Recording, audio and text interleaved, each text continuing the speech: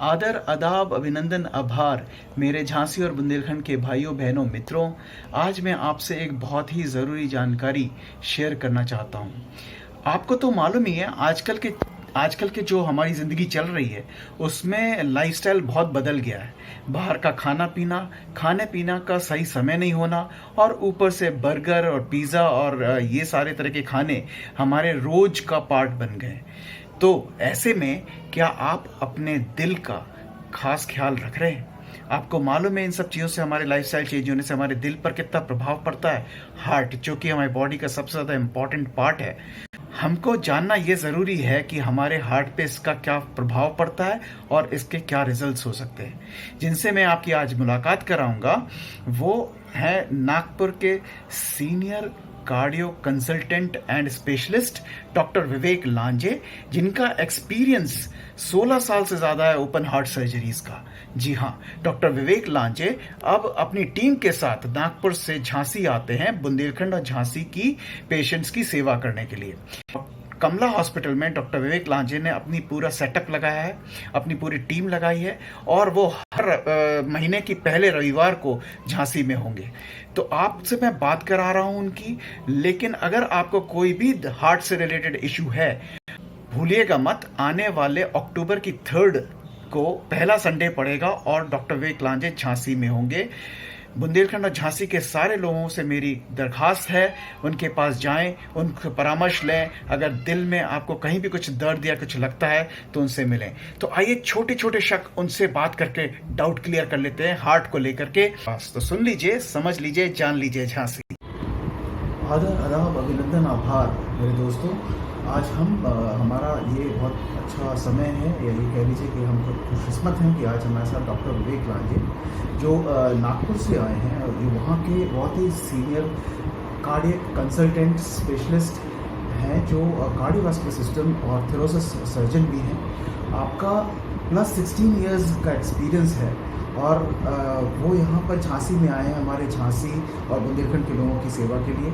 तो सबसे पहले तो डॉक्टर साहब, मैं आपका दिल से बहुत बहुत धन्यवाद देना चाहूँगा पूरे झांसी और बुंदेलखंड की तरफ से कि आपने समय निकाला और हमारे चिंता करी और हमारे लोगों की चिंता करी और इसके चलते आप यहाँ आए हैं।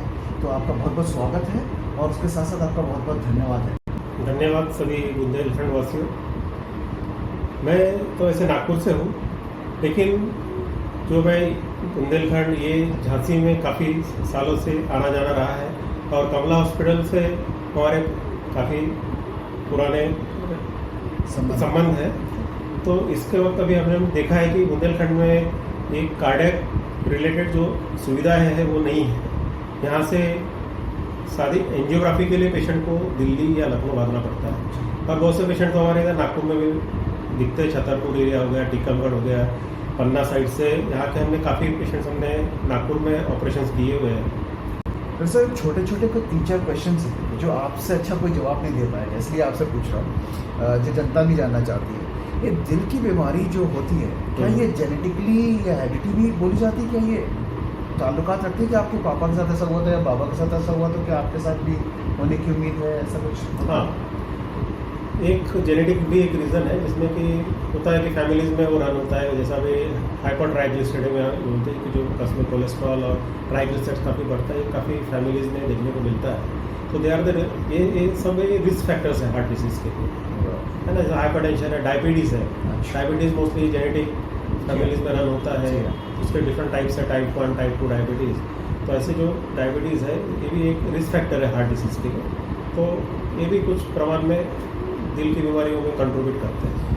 डॉक्टर साहब, कई बार मरीजों को ये लगता है दिल में दर्द उठा है तो वो गैस का दर्द है कि वो हार्ट का दर्द है, ये कैसे पता चल पाए? कई बार लोग सोचते हैं गैस की गोली खा लो सब ठीक हो जाएगा, तो ये दिमाग में रहता है। तो ये कैसे समझ सकते हैं कि ये हार्ट का है? हाँ, बहुत पेशेंट आते हैं कि जैसा मेरे एसिडिटी है, लेकिन बहुत बार इवैल्यूएशन में ऐसा पता चलता है कि ये जो दर्द हो रहा है ये अपना पोस्टप्रेंटल एंजाइना बोलते हैं। खाना खाने के बाद बहुत से पेशेंट कंप्लेंट करते हैं कि पेन हो रहा है, तो ये हार्ट से रिलेटेड होता है। खाना खाने के बाद अगर इमीडिएट कुछ आधे घंटे में 1 घंटे का पेन हो रहा है तो it is more specific to the heart disease. अच्छा, खाना खाने के बाद अगर हो रहा है उसको हम पोस्टप्रेंटल एंजाइना बोलते हैं। तो ये एक एसिडिटी के पहले आपको एक हार्ट डिसीज रूल आउट करना बहुत जरूरी है।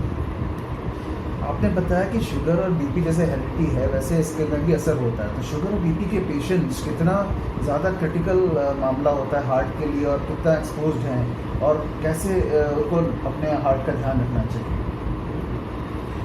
हाइपरटेंशन और डायबिटीज़ आज ये किलर डिसीज़ मानी जाती है। अगर हाइपरटेंशन और जो अपना डायबिटीज़ है कंट्रोल में नहीं है तो इसके मल्टीपल ऑर्गन्स पे इसका इफेक्ट होता है। उसमें एक है दिल।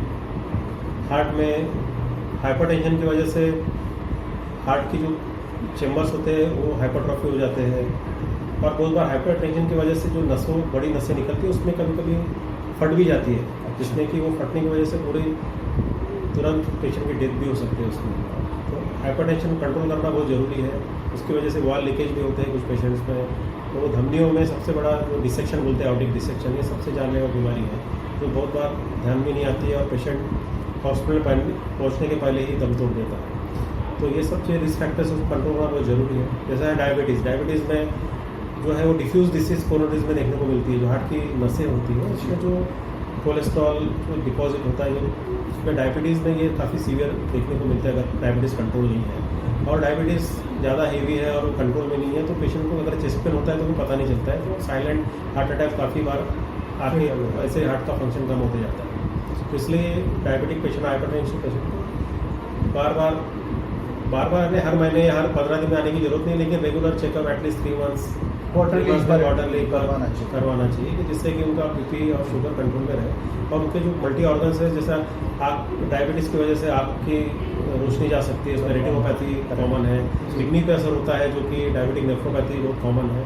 डायबिटिक न्यूरोपैथी बहुत कॉमन है जिसमें कि पैरों में सुनपना आता है और बहुत सी चीज़ें पैरों में फुट में इन्फेक्शंस होने, बाकी बहुत से कॉम्प्लिकेशन से बचा जा सकता है। डॉक्टर साहब, ज़्यादातर मरीज़ लोग अपने घर में सॉर्बिट्रेट और डिस्प्रिन जैसी गोलियां रखते हैं। अगर कभी किसी को अकस्मात आ जाता है इमरजेंसी तो उसे देने के लिए क्या ये सही अप्रोच है?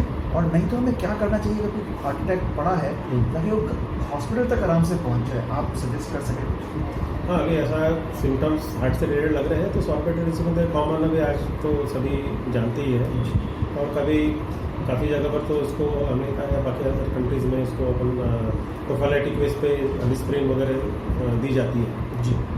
तो लाइफ सेविंग है और थोड़ा सा टाइम बाय करने के लिए it is not a bad idea. और अस्पताल तक पहुंचना है ये तो अभी कैसा है, कितना दूर आपकी व्यवस्था है, कैसा हॉस्पिटल कितना दूर है, क्या फैसिलिटी उस पर डिपेंड करता है।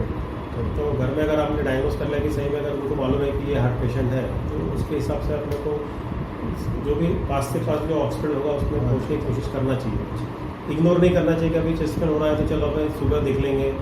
तो ये एटीट्यूड थोड़ा सा इसमें बदल होना चाहिए कि अगर थोड़ा सा डाउट आता है कि तो इमीडिएट अपने उसको समझ। अच्छा, एक आखिरी क्वेश्चन और लूँगा आपसे सर। ये जो ब्लॉकेजेस बोलते हैं, हम लोग अक्सर सुनते हैं मेडिकल टर्म में ब्लॉकेजेस वेन्स के और आपके आर्टरीज के बैड कोलेस्ट्रॉल की वजह से, तो जो कहते हैं ना कि अगर आप लाइफस्टाइल चेंज कर लें, हेल्दी हैबिट्स, फूड हैबिट्स डाल लें, तो क्या ये नेचुरली वापस से रिस्टोर कर सकते हैं कि bypass is the only surgery once it gets block? मतलब एक बार ब्लॉक हो गई तो अब उसका बाईपास ही ज़रूरी है, वो नेचुरली नहीं, उसे कोई फूड हैबिट्स नहीं ठीक कर सकती, उसे आप पहले लो। ऐसा है कि एक बार डिसीज स्टेबल हो गई तो उसको रिग्रेस तो नहीं कर सकते, लेकिन वो प्रोग्रेस ना हो उसके लिए अपन लाइफ टाइम मॉडिफिकेशन है, मेडिकेशन है, एक्सरसाइज है, इससे इसको प्रोलॉन्ग कर सकते हैं। बहुत बढ़िया चीज़ें आपने बता दी हैं डॉक्टर साहब, आपका बहुत बहुत धन्यवाद। और हम यही चाहेंगे कि हर संडे आप जब आ रहे हैं तो हमारे जितने भी यहाँ के बुंदेलखंड के लोग हैं जो ये प्रोग्राम देख रहे हैं, इसका फ़ायदा उठाइए आप। डॉक्टर साहब इज़ हेयर फर्स्ट संडे हर महीने के आप होंगे, तो आपकी टीम है ही है डॉक्टर साहब की। आप लोग यहाँ पे आएँ और अपना पैसा भी बचाएं, समय भी बचाएं, जो डॉक्टर साहब ने बताया कहीं और बाहर जाने की ज़रूरत नहीं है, सब कुछ यहाँ झांसी में अवेलेबल है कमला हॉस्पिटल में। और डॉक्टर साहब भी आएंगे तो आप उनसे परामर्श भी लें। तो डॉक्टर साहब, आपको पूरी झांसी की तरफ से, पूरे बुंदेलखंड की तरफ से एक बार फिर से बहुत बहुत धन्यवाद। Thank you so very much. Thank you.